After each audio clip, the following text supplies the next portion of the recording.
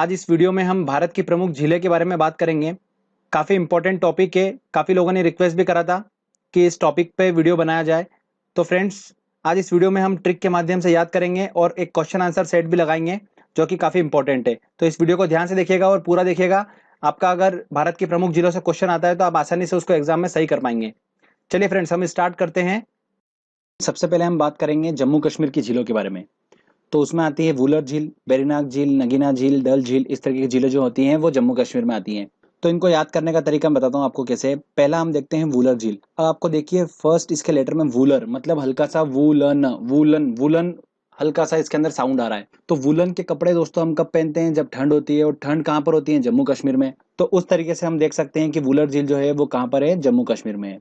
अगला हमारा है बेरीनाग, शेषनाग, अनंतनाग और नगीना झील। ये सबके पीछे नाग नाग का साउंड आ रहा है। नाग मतलब होता है सांप। तो अब जम्मू कश्मीर की झीलें जो होती हैं वो काफी ज्यादा ठंडी होती हैं और जम जाती हैं, जैसे कि आपको दिख रहा है यहाँ पर डायग्राम में। तो इसके अंदर जो सांप होते हैं वो नाग होते हैं, वो भी जम जाते हैं।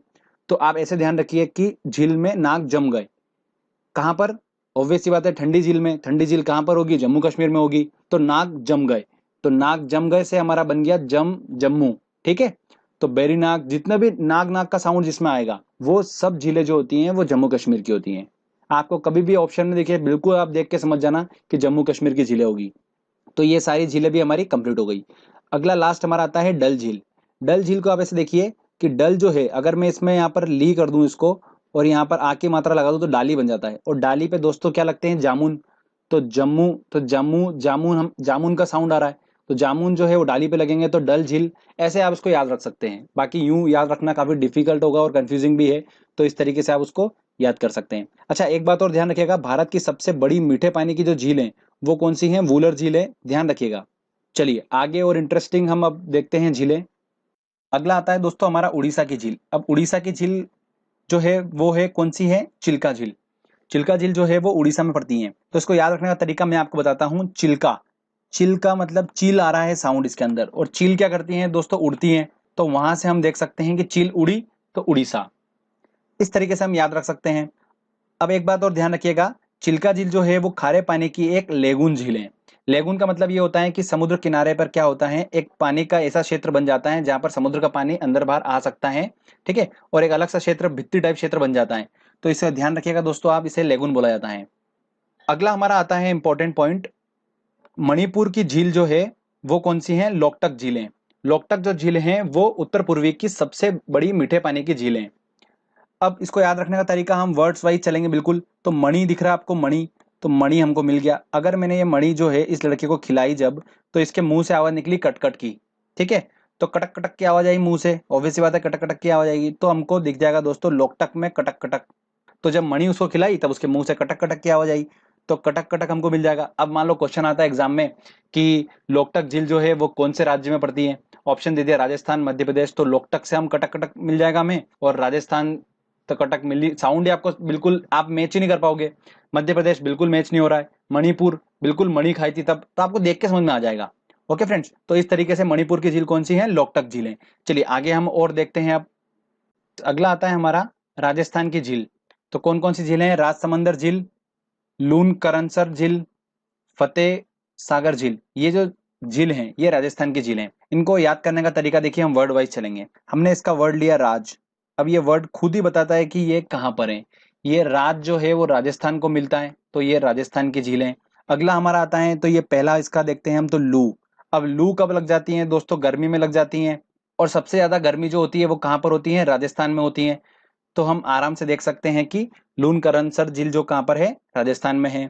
अगला आता है फतेह सागर। तो फतेह, फतेह पाना मतलब क्या करना? उसके बाद आपका राज चालू हो गया। तो फतेह के बाद राज हो गया।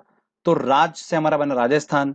तो इस तरीके से हम देख सकते हैं कि फतेह सागर झील जो है वो राजस्थान में। फतेह कर ली तो फतेह करने के बाद राज ही करेगा वो आदमी, तो राज कर रहा है, तो राजस्थान। तो इस तरीके से हमने क्या करा, तीनों झील को देख लिया और ट्रिक के माध्यम से याद कर लिया कि राजस्थान की झील है। अब एक और इंपॉर्टेंट आपको पॉइंट बताने जा रहा हूं कि विश्व की एक प्रसिद्ध झील है, उसका नाम है सांबर झील। ये सांबर झील जो है खारे पानी की झील है और ये राजस्थान में ही पड़ती हैं। तो बस इतना दिमाग में रख लीजिएगा, आपको याद रहेगा कि अगर कभी क्वेश्चन आता है तो सांबर झील हमने पढ़ा था। ओके, चलिए आगे और देखते हैं हम झील। अगला आता है दोस्तों हमारा उत्तराखंड की झीलें।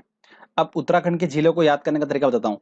देखिए जितनी भी झीलें हैं ना, उन सबके पीछे जो साउंड आएगा वो आएगा ताल का। ठीक है, देवताल, खुरपा ताल, सात ताल, नैनीताल, राक्सताल, मालाताल, ये जितना भी साउंड आएगा पीछे ताल का, वो सारा जो है वो उत्तराखंड में पड़ती हैं झीलें। अब इसकी स्टोरी सुनेगा आपको हमेशा के लिए याद हो जाएगा। अब मैंने क्या करा, झील देखने गया। झील देखने गया तो मैंने क्या करा था कि नया नया ताला खरीदा था और अपने जेब में रख रखा था। तो जैसे ही मैं झील देखने गया और वहां पर झील में जैसे उतरा अंदर, तो मेरा ताला गिर गया।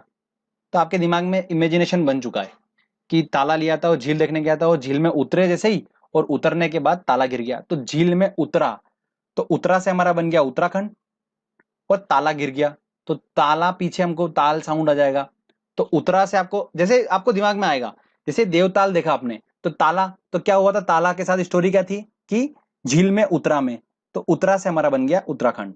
ओके, तो इस तरीके से आप ध्यान रख लीजिएगा, जितने भी ताला ताला ताला जितने भी आएंगे, ये सारी जितनी भी झीलें हैं ये उत्तराखंड में पड़ती हैं।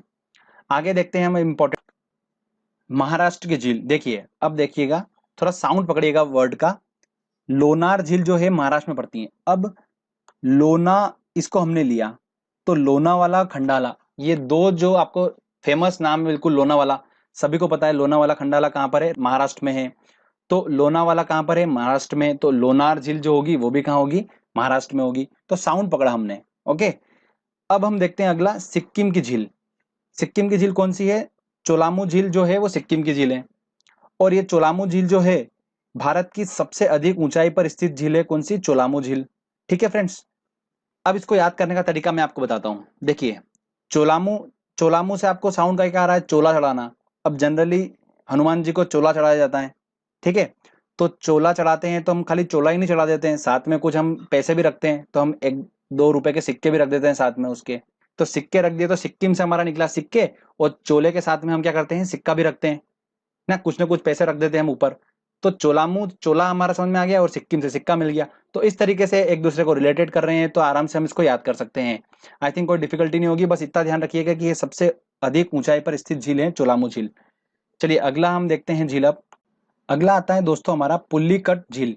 अब पुल्लीकट झील से दोस्तों हम इसको वर्ड्स देखते हैं। हमारा पुली से हमारा बना पुल, और कट गया, पुल कट गया। अगर ये पुल मान लो मैं बीच में से तोड़ देता हूं, ये काट दिया मैंने पुल को, तो इधर से उधर एक दूसरे लोग नहीं जा पाएंगे और वो एक दूसरे से नहीं मिल पाएंगे। तो पुल कटने से नहीं मिल पा रहे हैं, तो मिलना नहीं हो पा रहा है, तो मिलना वर्ड हमको मिल गया तमिलनाडु में। तो इस तरीके से हम याद रख सकते हैं कि पुल्लीकट झील जो है वो कहाँ पर है, तमिलनाडु में है। कभी कभी ऑप्शन में आंध्र प्रदेश भी दिया जाता है, तो आप ध्यान रखिएगा। तो इस तरीके से हम याद रख सकते हैं कि पुल्लीकट झील जो है वो कहाँ पर है, तमिलनाडु में है।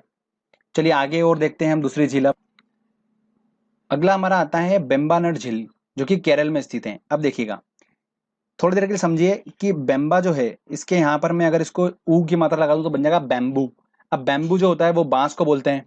ठीक है, अब ये बैम्बू जो है, इसका यूज कहाँ होता है, सबसे ज्यादा यूज होता है इसका जब हम करेला का जब प्रोडक्शन करते हैं, जब करेला का जब हम खेती करते हैं, तब वहां पर ये जो होता है बैम्बू की उसमें सहायता होती है बहुत ज्यादा। केरल जो है वो करेले का साउंड दे रहा है हल्का हल्का, केरल, करेल, करेला, करेला। ठीक है, तो उस तरीके से भी दे सकते हैं। और ये भी ध्यान रख सकते हैं कि बैम्बू जो होते हैं जनरली, देखिए आप सोचिए तो बैम्बू सबसे ज्यादा कहाँ पर होते हैं, केरल की तरफ ही होते हैं। तो उससे भी आप इसको रिलेट करके ध्यान रख सकते हैं, तो आसानी से हमको पता चल जाएगा कि बेम्बानड झील जो है वो कहाँ पर है, केरल में। अब इसके बारे में आपको मैं एक बहुत ज्यादा इंपॉर्टेंट पॉइंट बता रहा हूँ, ध्यान से सुनिएगा।